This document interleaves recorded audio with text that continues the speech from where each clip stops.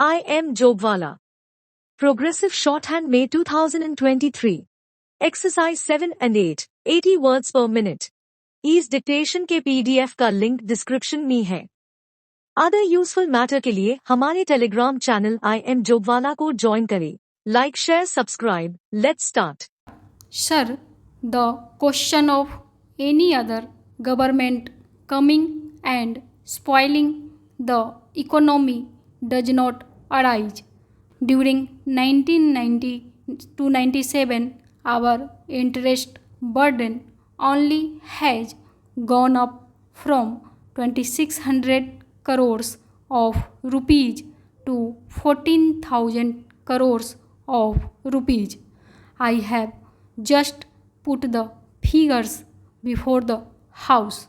This burden will just go up, and a stage will come when, like Mexico and Brazil, our currency will cease to have any meaning. We are going to a stage which is very dangerous. Future generations will not excuse us. It is like a family. If the father squanders away all the money, the children will not excuse him. It is like this. We are squandering the money which is in our hands. We are squandering the money which we can borrow. We are also squandering the money which our sons can borrow. This is a very serious situation. I want to draw the attention of the finance minister to it. My next point is about external borrowing. Internal borrowing is already a problem. How can external borrowing be repaid? It can be repaid only by two methods. Either you borrow to repay, which we are doing, or you repay by increasing your own foreign exchange earnings. The present finance minister is also the commerce minister. I must say a word of appreciation. Since he has come, he is trying to put all his efforts for export promotion. But our export base is very weak. Over the last 20-30 years, our policies with regard to export promotion have failed miserably. Now we are trying to give all sorts of incentives for export promotion. Those are petty things. When you give some concessions to trade or commerce, the Chamber of Commerce and Industry says that this should be 10% less or more. Now these are very minor things. The major thing is that a country of the size of India, a country with this size of the budget and with all the resources, should have more exports. We never tired of saying that we have the third largest body of intellectuals in the world of scientific and intelligent manpower. It may be a fact, but what is the use of that manpower if we cannot become an export trade surplus country? Small countries like Korea and Singapore have increased their export tremendously. Therefore, the export policy deserves to be examined on a war footing in spite of the efforts of the present finance minister and the commerce minister. It is not going up.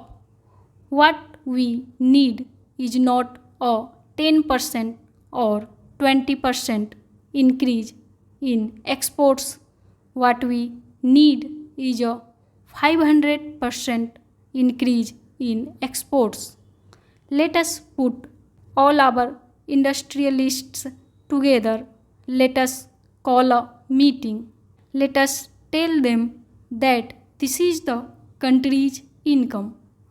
It is not a question of A, B, or C making profit, but the country must get the foreign exchange. What have we seen during the last 10 or 15 years? None of the large houses who get industrial licenses from the government was able to generate foreign exchange. It is our masons, our carpenters, and our craftsmen who have gone to the Middle East and to Southeast Asia and who have earned the money and sent it to India. That is how this country has become rich.